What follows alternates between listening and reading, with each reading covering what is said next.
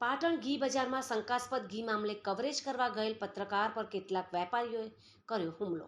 ઈજાગ્રસ્ત બનેલા પત્રકારને અન્ય પત્રકાર મિત્રોએ 108 એમ્બ્યુલન્સ દ્વારા ધારપુર સિવિલ હોસ્પિટલમાં સારવાર અર્થે ખસેડાયા.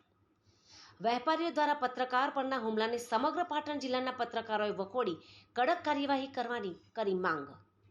ઈજાગ્રસ્ત પત્રકાર દ્વારા ઘી બજારના કેટલાક વેપારીઓ સામે પોલીસ ફરિયાદની તજવીજ હાથ ધરી. પાટણમાં હવે પત્રકારો પણ સુરક્ષિત રહ્યા ના હોય તેવી ઘટના બુધવારે શહેરના ઘી બજારમાં શંકાસ્પદ ઘી મામલે કવરેજ કરવા ગયેલા વીટીવી ન્યૂઝના પત્રકાર ભરત પ્રજાપતિ ઉપર ઘી બજારના વેપારીઓ દ્વારા હુમલો કરવાની બનાવ બનવા પામ્યો છે. પત્રકાર દ્વારા કવરેજ નહીં કરવા માટે વેપારીઓ પાસેથી પૈસાની માંગ કરી હોવાના આક્ષેપ કરી વેપારીઓએ પત્રકારનો અવાજ દબાવી દેવાની હીન પ્રકારની પ્રવૃત્તિ કરાતા પાટણ સહિત સમગ્ર પાટણ જિલ્લાના ઇલેક્ટ્રોનિક્સ તેમજ પ્રિન્ટ મીડિયાના પત્રકાર મિત્રોમાં પાટણ ઘી બજારના આવા માથાભારે વેપારીઓ સામે રોષ જોવા મળ્યો હતો.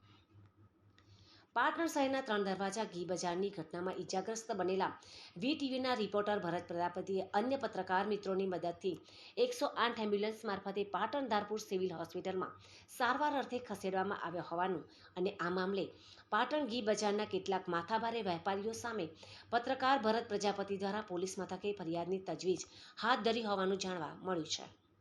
પાટણના 3 દરવાજા સ્થિત ઘી બજારના પત્રકાર સાથે બનેલ બનાવ મામલે માથાભારે ઘી બજારના વેપારીઓ સામે કડક અને કાયદેસરની કાર્યવાહી હાથ ધરી પાટણ શહેરના ઘી બજારમાં ફ્રૂટ એન્ડ ડ્રગ્સ વિભાગ દ્વારા ચેકિંગ હાથ ધરવામાં આવે તેવી માંગ પાટણ અને જિલ્લાના ઇલેક્ટ્રોનિક્સ તેમજ પ્રિન્ટ મીડિયાના પત્રકારોએ માંગ કરી છે.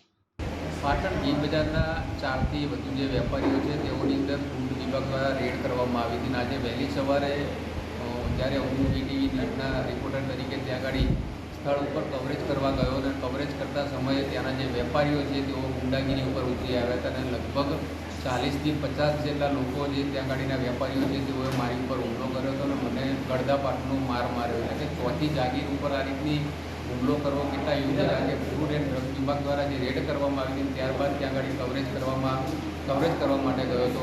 અવારનવાર જે આ વેપારીઓ છે તેઓના ઉપર રેડ કરવામાં આવે છે પરંતુ કોઈ જાતની તપાસ થતી નથી.